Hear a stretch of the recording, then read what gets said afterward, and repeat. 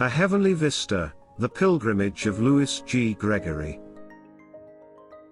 A Supplication from the Orient. In the afternoon I again sought the Holy Presence, this time finding him at home. For a time, Tablets and I were his only visitors. A brief silence was broken by the words of Abdu'l-Baha, "We are all here together." By this he meant, as explained by Tablets, there was unity between us. Then we were permitted to see a supplication written by a daughter of the former Shah of Persia, the same monarch by whose orders the Bab was executed, Baha'u'llah was imprisoned and exiled, and thousands of the friends of God were martyred in the dust. Now the daughter of this proud and cruel king in deepest humility addresses Abdu'l-Baha. This supplication, translated from the Persian, read, "O Abdu'l-Baha, forgiver of sins, merciful, bountiful, pitiful. How can a sinner like me reach thee? Yea, as the shower is pleasant to the drinker, so the mercy of God is delicious to sinners. The dawning place of mercy guides sinners into the broad way of forgiveness, and distressed ones sink into the ocean of pardon, until from this world it bears them into the kingdom. And in the stream of life laves those who would purify themselves and are not refused.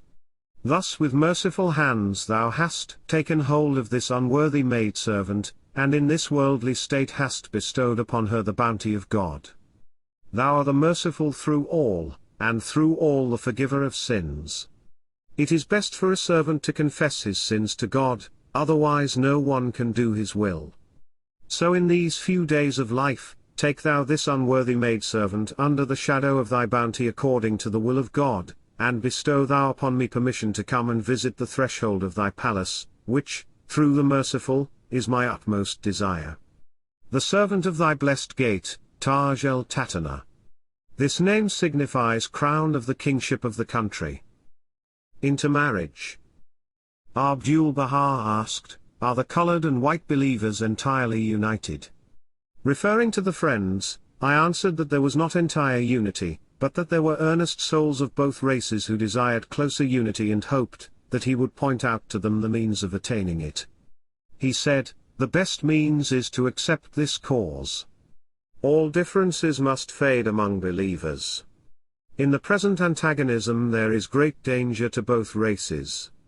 Intermarriage is a good way to efface racial differences. It produces strong, beautiful offspring, clever and resourceful. The special consideration of Abdu'l-Baha was asked for the African tribes, in view of their backward condition and ignorance. I shall supplicate for them at the throne of Abha. You must be a leader to them. Guide them to the truth. Questioned about the ancient Egyptians and Ethiopians, Abdu'l-Baha said that they were once mighty peoples, and that many of the arts of the ancients were lost to the present civilization. He was questioned concerning a theory advanced that the American Indians, who worship the Great Spirit, are the same as the 10 lost tribes of Israel. This theory is not true. But in very ancient times Asia led all the continents in civilization. At this time there was a connection between Asia and America which was lost and entirely forgotten. As to the belief of the American Indians in the Great Spirit, this is explained by the fact that worship is inherent in the nature of man, who must have something above himself upon which he may depend. Even men who are unconscious of this and deny it, depend upon it notwithstanding. There was a French statesman, an atheist, who opposed religion, and advocated its abolition. But afterwards his wife was observed to have their infant son baptized with the water brought from a certain river in Syria. When questioned about this she said it was done at the command of her husband.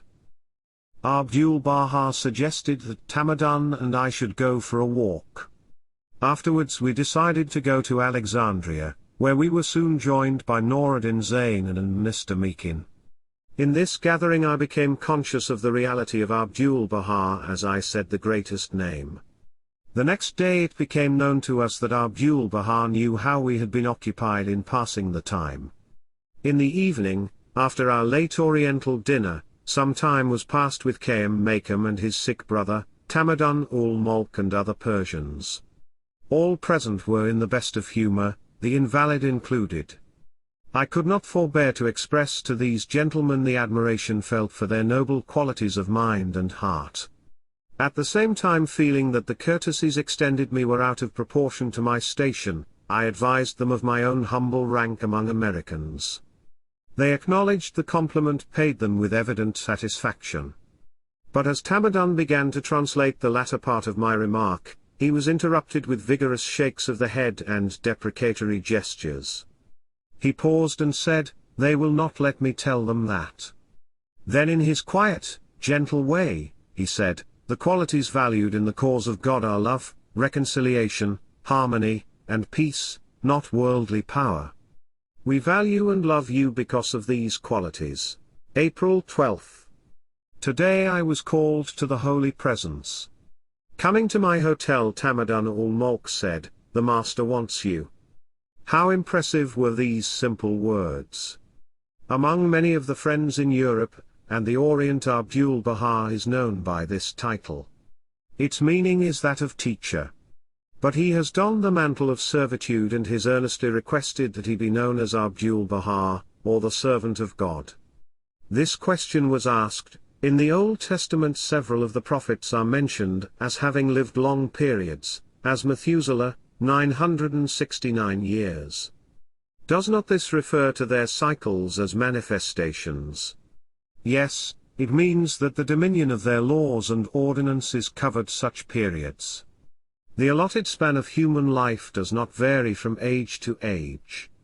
In the pyramids are to be found the bodies of men who lived 4,000 or 5,000 years ago. They show forth the same characteristics as men of today. There are also records of their births and deaths, indicating that they lived 60 or 70 years, as men do today. To what extent, if ever, can human affection be unselfish? To the extent that it prefers another to one's self. A man seeing his brother drowning may risk or even lose his own life to save him. Such an action is unselfish. Abdu'l-Baha was told of an explanation made to an Orthodox Sunday school class, concerning the ascent of Elijah in the fiery chariot.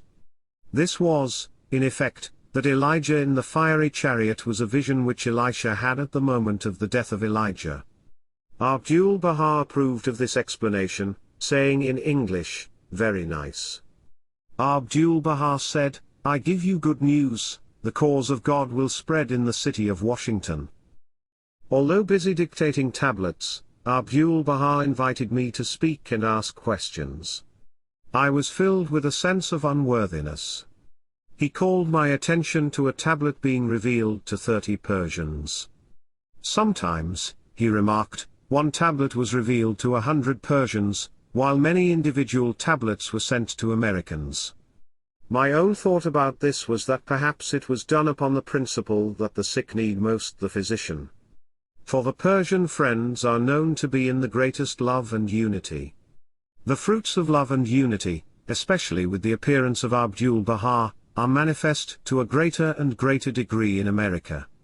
Tamadun ul-Mulk said, "This morning Abdu'l-Baha was visited by 2 ladies who were not believers. They conversed with him and were deeply impressed.